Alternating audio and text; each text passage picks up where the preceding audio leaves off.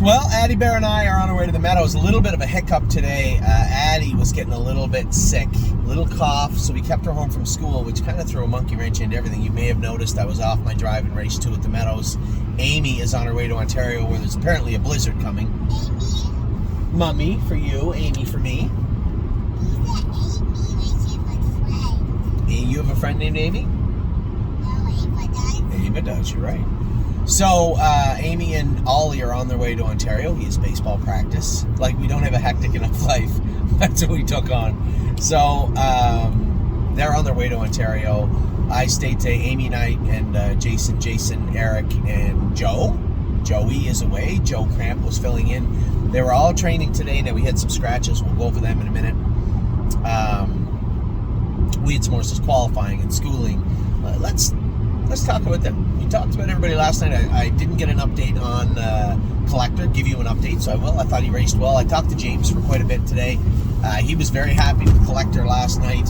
Happy enough that we did actually send him to Ohio for the upcoming series. He'll be one of my partners on Collector. He is in the Now Winners of 4 series coming up. He should, I suspect, do very well in there. He'll be heading to Stacy and Brett at some point over the next few days. He's going to land at Northfield first. We're going to have Dr. Latessa go over him. Enos is going to, our blacksmith is going to shoot him, and we're going to have him front and center for next, what day is it? It's 6 days from today is when the stake race is. So that is our boy Collector. Woke up this morning. Let's go a little bit forward and then back. We're going to talk about the schoolers and the qualifiers, and then we're going to talk about all the babies. We had some scratches today, as you can imagine, with it being plus 16 and 17 and 20 over the last few weeks, and then plummeting to, and that's Celsius, plummeting to, it feels like minus 10 overnight. Yes, we had some sickness in the barn. It's not far from uncommon, so it's very common. You wouldn't think there'd be any. You know, she's sick. Amy was a little sick a couple of days ago. It affects everybody, and it certainly affects the horses. So we will talk about the schoolers and qualifiers first. Paycheck Princess was better. I have not seen the video. I was training when the horses were qualifying. I went back to watch the video, and the feed didn't work. So I'm sure it'll be up at some point. Paycheck Princess looked like she went a mile, a good 57-1, 27-4. Now, my question to Dominic was simple. We have horses going to Oak Grove.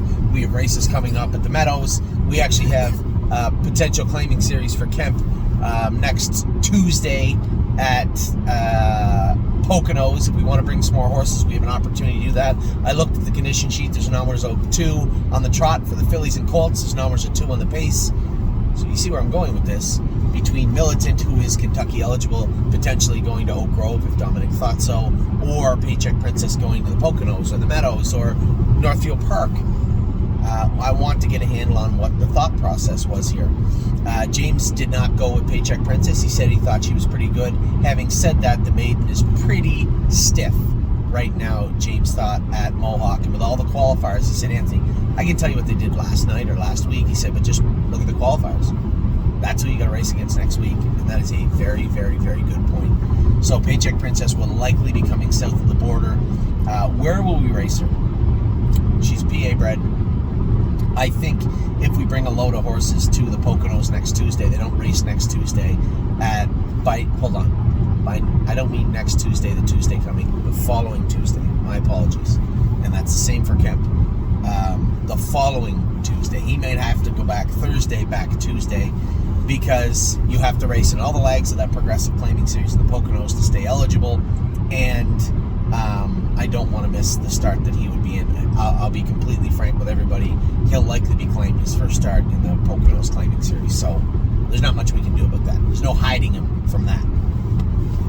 So, Paycheck Princess, I asked James and Dominic to think about it, tell me what they thought. But when I look at the horses, I only took a couple of minutes to look at the horses that qualified and a couple of minutes to look at the ones that are racing to know that Paycheck Princess is likely coming south of the border. You all right? That's a girl. What else is there? Drebin. Now, I only sell the lines. James said he got a little rough in the turns, a little hot leaving the gate, and gapped out in the middle of the mount. Just green. Very, very green. But looked very good. He said, those are some good horses he was coming to down the lane. He actually was very good on the end of it. A little bumpy in the corners, a little green in the mile, a little hot at the gate. As they said, no, but it wouldn't be the first wall, it would be a little warm at the gate. It's tough to get them under control sometimes. But all in all, with such a choppy game and being so green, you would think that there's a pretty good horse lingering in there.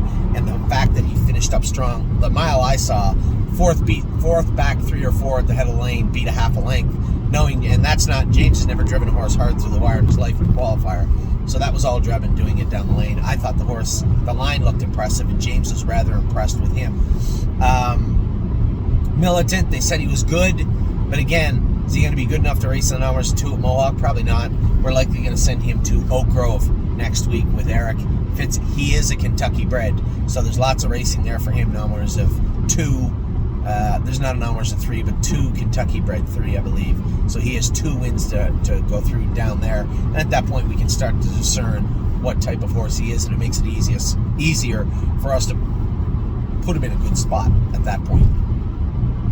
So those were the 3 qualifiers: Paycheck, Princess, Militant, Drebin. Everybody was happy with them. Now the schoolers were all the cool stuff happened. Looks like money was good again. James said he was just in with Pacers. He was screaming past them at the wire. He opened up and won easy.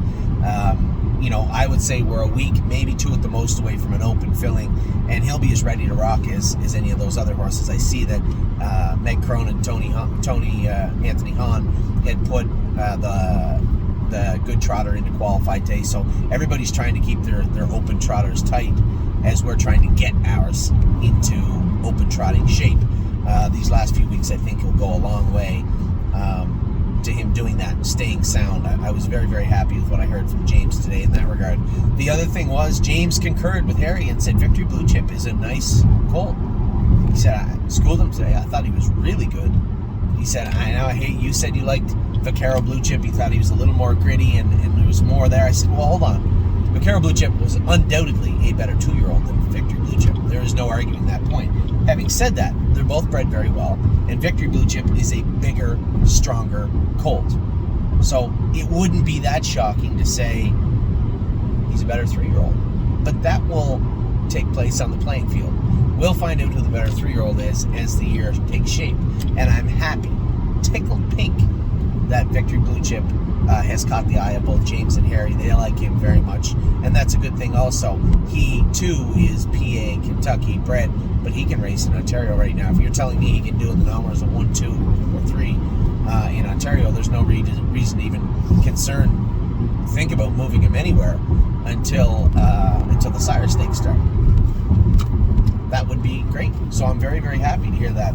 So all good news coming out of the qualifying and schooling reports today from Ontario. Looks like Money and Victory Blue Chip were both very good. And by all accounts, the 3-year-olds were also good. Now, Militant and Paycheck Princess are the only questions left.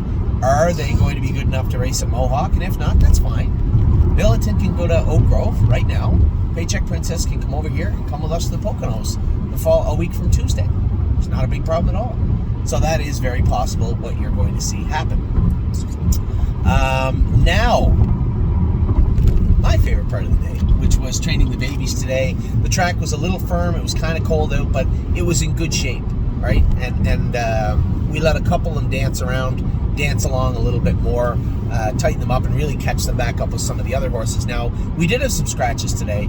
I did have an easy week planned for a number of horses, and then a couple of horses did actually come up sick. So Aunt Lily had a temperature the last 3 days, just minor temperature, but enough to keep her out of training. We jogged her. Country Dancing, I actually did send over to Tim. She is at the Meadows right now. I want to see if it was mostly just a combination of a lot of things and then the self-consciousness of the turns on a half-mile track at higher speeds that caused Country Dancing just to be a little protective of herself. And if that's the case, fine. It's just the thing for you. We're going to stretch her out a little bit on a 5/8. So she's gone over to Tim's. Very eager to hear how she trains, whether they trained today or whether they train tomorrow. Very interested to see how she's training. Jimboree, she had popped the quarter crack. Yes. There's what, sweetheart? There's too many clouds. I thought you were supposed to be sleeping. Oh, you are? You're sleep talking. Must get that from your mother. So Jim Marie had a little bit of a quarter crack, and I was going to train her. We put a window bar on her, and I was going to train her, and then I said, geez, you're really looking to poke the bear here. It's one thing to ask her to overcome it and be a little tough, but the track is hard today, and it's going to bother her a lot, so why don't we just leave her alone? Leave her alone. She just trained fantastic the other day, so why? Just leave her alone. I'm a trucker again, just kept him jogging. He'll start back. I might train him a slow mile tomorrow. I think I will. I'm ready too. Had cut his shoulder. I think we should have, and we will, just give him right till Saturday off. Start him back Monday. Usually, I've seen these shoulders, again, and I can tell you what happened. Caught it on a nail. The water bucket was ripped off. Did he catch a little piece of it on a screw eye or something? 100% he did. I've seen this happen, I don't want to say hundreds of times, but the most seen injury would be on that shoulder plane, where you would have a screw eye or a nail that was somehow sticking out, or something that shouldn't have been that was. That's where you see it. It's just a straight cut right inside the point of his shoulder. Now that skin moves around a lot, and when the vet sews it up, if you go out and jog him or train him, what will happen generally is those stitches will let go a little bit, right? And it'll heal. It wasn't deep, but you'll have that jagged, ugly-looking scar there, and I'm sure it bothers him. Why not just leave, especially a horse that we had just given time for his knees, just leave the horse alone for 4 days, because after 4 days, if that hasn't torn open, it likely won't. So Monday, we'll start back with I'm ready to. Certainly no concern. Very, very minor thing, but it just seemed like the right thing to do for the horse. Melisandre wanted to give an easy week to her for a number of reasons. Pickpocket was over. That's 3-year-old. Having the scratches. He went over to get operated on yesterday, him and Lonely Lakewood. Just cleaning up that palate area of both of them. Captain Incredible is in Florida. I've only got one sentence from Scott McEnany since he went there. And the sentence I told you last week in passing was, this horse is a beast. That's it. That's it. That's the only communication we got, which is fine. That's one sentence. We're going to get a sentence. That's the one I want to get. Yes, honey. No, but you can play with your pillow and go to sleep. Well, you have to. And then Rose Run Alexander run a little bit of a high temp the last 2 days. 102 yesterday, 102 this morning. Gave her a little bute, gave her some electrolytes, and she'll be fine. But certainly wasn't gonna take any chances there. The priest had a little bit of snot and a high temperature. He was scratched. What a lady, what a night. High temperature, snot. She was scratched. 1 second. Speed of Sound. Well, you know what? You gotta stop doing that, silly butt. I can't reach it. I'll get it in a minute. Speed of Sound had hit herself the other day a little bit, and no like cut herself or anything, but there was 3 or 4 marks where she bruised her pastern. I don't want to bother her. I mean, I like the filly so much, and she's so big right now. There's just no need of it. So she didn't train today. She's not training tomorrow. And you know what? I might even scratch her on Tuesday. This is the time of year where we're trying, as I say all the time, we're trying to assess and reassess what is going on with the horses and make. No, we're still 45 minutes around. You know what we're there? We're one nap away from being there. That's what we are. All right, we'll talk about it in a minute. This is the time of year where we want to address all those issues, right? If there's a horse with a quarter crack, or a horse where maybe their knees are bothering them, or a horse that has hit themselves behind and put a bruise on their shin, or a number of things, or a horse that has touched their pastern behind and put 3 or 4 marks and bruises on their pastern, especially a horse that's going through a growth spurt. Just address it. Fix it right now. Our horses are plenty fast right now. They don't have to be any faster, and this is the time to start putting a little, as I said, a little spit polish on the horses starting the middle of March, the end of March. Grand Slam Dio and Green Glitter, both of them hard track today. Both wear flip-flops, and again, you can go as fast as you want with either of those fillies. No need to go today. Those were the scratches. So in total, we had 1, 2, 3,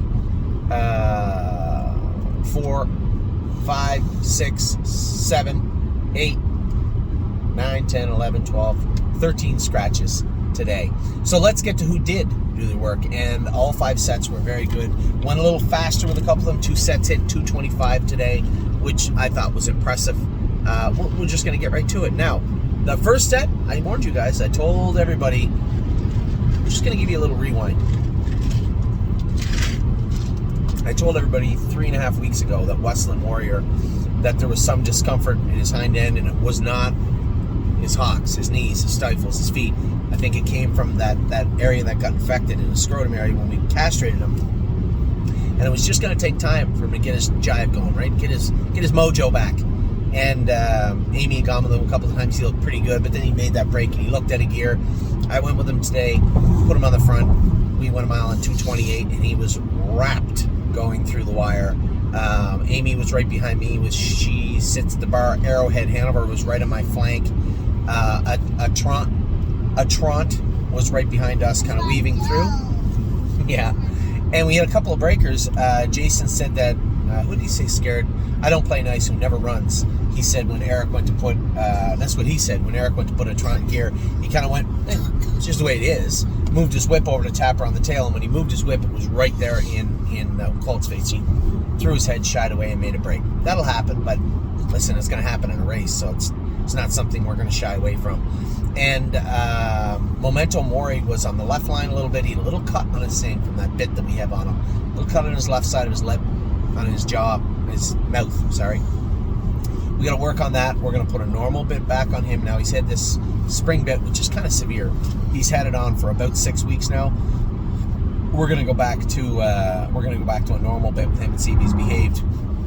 But he said he was just on the left line. He went to tap me. He said right when Jason made a break, he did too. Now, everybody said, well, he saw that colt make a break. It's not usually monkey see, monkey do out there when they're training. These horses have been training enough.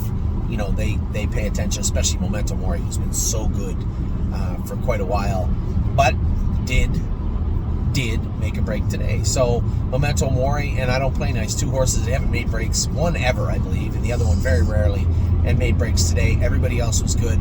The story, and they both said the same thing. Jason said coming off the track, if I don't make a break, I run you down. Little did they know, Westland Warrior, I almost had him folded in half going under the wire. He was so strong. This horse, he brought his A game today and looked exceptionally good. He used that word a lot this week, but they did. So two breakers pitched them because they never break, and both were explained very well. The other four horses trained very, very good in the first set.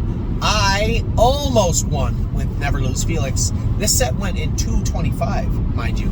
I forgot to take this horse out. Wander Hill had a temperature. He was also scratched. Everybody else went in this set, I believe so. I cut it out with Never Lose Felix. Amy came at the half, cleared me at the 5/8 pole, a half in 1:16. We won a mile in 1:17. We won a mile in 2:25. She probably won a mile in 2:23 or 2:24 with Cadeau, because she was sitting last when we were starting past the quarter pole. So she had a much further distance to come, at least 5 lengths behind me, if not more, and ended up holding on. I didn't quite get there with Never Lose Felix. He is getting better. Made a few more changes. There are breaks still bubbling in there. I can tell. I had to watch him 3, maybe 4 times in the mile. And then after the mile over in the turn, he was goofing off and made a break, and I hit him with a swat. He needs to get dialed in, and he's getting there. He's getting there. When those, you can almost see those thoughts. He almost made a break in the one place he's made breaks. He almost made a break coming to the half. He almost made a break in the 5/8 turn. Now, he was smart enough to catch himself, but I want him to just smooth those wrinkles right out. I don't see any lameness causing issues. He's tall. He's lanky. And I think he does interfere a little bit, but most trotters too. He has to find a way to push through. And I think he will, because historically speaking, these international monies always kind of find a way to push through. So Never Lose Felix was very good. LT Troubadour was very, very good also. Manhattan Money, what did he say had happened? Told me, he said Jason Marion was chasing Southwind Idex and kind of spooked Manhattan Money, and he took off 100 and he just put a step in and made a break. But I said, was he good? He said he was actually too good, is what Eric's quote was. I'll take that. I didn't expand on it too much, but I understood what he was saying. I know Southwind Idex can be a little lazy, and you have to keep him on a helmet, but you have to start him out on his toes. If you let him kind of drift into slumberland, starting out his mile, it's hard to get him really wound up. But that's not a big deal. I mean, I've seen lots and lots and lots of horses act like that when they see the starting gate and they come to the races. If you've trained them down the way we have, they come to life. I've seen it happen many, many times, and I would say it's more likely than not that that's exactly what will take place with Southwind Idex because he does fit the mold. He's not lame. He doesn't have any issues whatsoever. He came off that line. He used to get on that right line in the turns. Doesn't do it anymore. Everything is trending positively for this horse. So I suspect when he sees the starting gate, whatever horse he's going to be will show up quite early in the summer. So set 2 was good. Never Lose Felix, happy with him. This 225. It's a big mile for him. He was second to Cadeau, who hung on to win. I believe LT Troubadour was third. Southwind Idex was fourth. And Manhattan Money had made a what of late, truthfully, an uncharacteristic break of late. And Wanderhill was scratched. Went out in the third set. I changed everything around, and He's a Great Guy. And a little bit of a transition. He struggled a bit. First day with the hobbles on. I don't think he needs the hobbles anymore. We took all the weight off him, and I thought if we took all the weight off him, he may need the hobbles. They may help him keep him out of his elbows. Well, he was nowhere near his elbows. We took all the weight off and put aluminums on him up front, which is not our preferred go-to maneuver with trotters. It's not often that you do that. You usually go the other way. If anything, go from a lighter shoe to a little more weight. But I think he will trot with them. I don't think he needs the elbow boots. I don't think he needs the trot and hobbles. We tried them once. I don't think he liked them, and I don't think he needs them. I may actually go a little bit with him again tomorrow just to see how he feels without those things on, because I do believe he was better from what I can feel. If I remove the things that were bothering him today, are we going to see a better form of He's a Great Guy than we've ever seen? I want to believe there's a pretty good chance that's actually the case. Bluebird Tuxedo Hill was good. Now, he was touching himself down the lane. I'm looking right at him. He going by me on the inside. And I don't know whether he was grabbing a bell boot or touching a knee. He was getting up close to his elbows also. So we'll make a little change with him. I'm going to go to... I know that he does hit the ground hard. And I know that he does carry some weight right now. I am going to go to a full swedge mushroom bar on him for now, and see if he can trot with that on. If he can, it should continue to keep him out of his elbows. We'll be able to take those bell boots off of him, and we'll be able to see if he is coming close to his knees. If he is, we can go to knee boots. We can tape his knees up. But today he was very good. Very good. I can see exactly what he was doing down. That's not true. I couldn't see exactly what he was doing. I know he was up to something. He was up to no good down the lane. But he got there by trying to trot pretty fast down the lane. I was happy with him, and I think a few little changes with him, and you'll see the Bluebird Tuxedo Hill that we've been touting since day one show up again. Now, I'll talk about the other horses, because the horse that won the race, the set, is definitely the one to talk about. Freedom Hill was very good again, and Leggy was also very good again today. High Hopes did her work very well also. Rosetta, if she continues to trend the way she is, she may end up being one of our best horses. That's a strong statement. We get some good horses in that barn. She looked I almost said exceptionally. She looked very, very, very good today. This is the Walner filly, the sister to Green Tea. Eric was gushing over her when we pulled up. He said she is so fast, it's hard to believe. Now, I told you guys, when we put that head pole on the outside and the bit burr on her, she was going to act up, and she did. I told Eric, you just got to keep working with her and keep working with her. You know, pour the weight to her. She'll be fine. And today, I could tell looking at his face that he was mildly surprised but shocked how fast this filly actually is. Remember, this is a half-mile track. It is very, very hard to pick up speed like a racehorse from the head of the lane to the wire. She switched 1, if not 2 gears halfway down the lane and dispatched to the whole set like they were going the other way. She was an easy winner in the training set, which again doesn't mean a whole lot, but it does considering how she did it. Rosetta looked very, very good today. We were out in the fourth set. I told everybody I want to go a little slower. We had Dancing by Myself, we know can fly, right? Just want to get him behaving himself. We're going to put a V martingale in him. I saw him throwing his head and acting up the whole way because he wanted to go faster. He wasn't getting it today. This set, and actually, I believe did Amy cut this set out? No, Jason did. And it was a perfect mile. I said I'd like to go on 2:35. I know he'll know. She was good. Dancing by Myself was good. Allie's Got Grit made a break in the last turn, and same place he made it last week. And you know the frustrating part, he shouldn't be making it. And I think it's just a matter. Here's the thing with this horse: he might be 30 pounds light, and he's a little bit behind workload-wise than the other horses. So every fiber of my being is telling me to work him twice as hard over the next 2 weeks. But it didn't take long. But I'm not. I'm not going to push the button hard on this guy just yet. I think he's still stuck in ignorant mode, and we'll continue to rinse and repeat, rinse and repeat, rinse and repeat until he starts to do it right. He does have talent, and he is a fast enough colt, but he is plenty ignorant right now, and he just needs, we see it all the time. This isn't the first Alley's Got Grit that I've seen. This time of year especially, it just takes time. We talked about Freedom Hill. Now, I knew how to deal with Freedom Hill because we've seen plenty of what the hills that fit the mold of Freedom Hill. I'm just worried if we really start pouring the heavy lift and weight to Alley's Got Grit, that maybe he come up sore.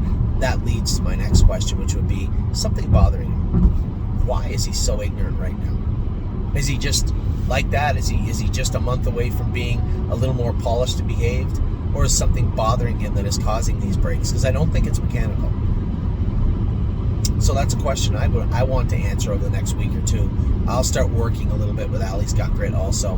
What's up with you? Why are you acting the way you're acting, and what can we do to help? Then the tone will change. But for now, that's how we're going to approach Alley's Got Grit. Plenty fast. He's been in 235, 230 anyway. Who cares? He's speed-wise, it's not a problem. But I want to know what's up with Alley's Got Grit.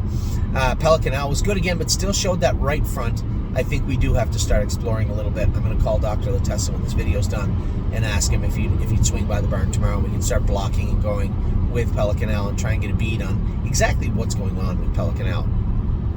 As I said to you the other day, lameness does not stay the same. No, very lame, they stay the same. But when you're talking about functioning lameness, it never stays the same. It gets better or it gets worse. And he's always been the same. Just show that funky kind of hitch to him right front. We've had him vetted out. We've had him x-rayed. There was nothing found there. And he's been the same since. So I had told you that I believe, and I lost a shoe today, of course, right front, which doesn't help. But he lost that in the mile, and when he came on the track, I saw a little bit still right front. So another horse I want to start working with is Pelican Al. Gorgeous Package was great, and Mountaineer Prince was great also. Oh Hill No did her work perfect. I just wanted to keep her buried up. She was very, very good finishing up her mile. The last set was Fire and Shine. Now, she's always rude when you go on the track. If you've watched our broadcast, you've seen her throwing her head, leaping around, just being a slob sometimes. And I've been itching just to put that spring bit that we wore on Maury on her, but it was on that open happy bridle today. So last minute I said, take it all off her, throw that open happy bridle on her, and we'll see how Fire and Shine was today. Which, when you try and train a 2-year-old with an open bridle on, especially the first time ever with an open on, beware. You know, the horse is going to see new things. They're going to act up. And she was perfect. Went on the track and trained well, did her work well. Now, Rose Run AJ just looked like an open pacer in with claimers. And that's not to take anything away from the other horses that were in there. He's just that much faster than they are right now. He just looks like everything is... Him and Rose Run Alexander, both the Rose Run horses, just seem head and shoulders above their burn, their in-house competition right now. And I don't have a problem saying that. They just are. They do it easier than the other horses. So Rose Run AJ cut the mile out in one easy chop and stick. So he literally looks like you just qualify him next week if you wanted to. And hopefully, mentally, he starts to come around. Now, putting him on the front is not going to help him do that. But he was very quiet today and very subdued. So maybe we'll try and keep him off the pace. But Jason Merriman has done a great job with him from day one, and I was happy with the horse today also.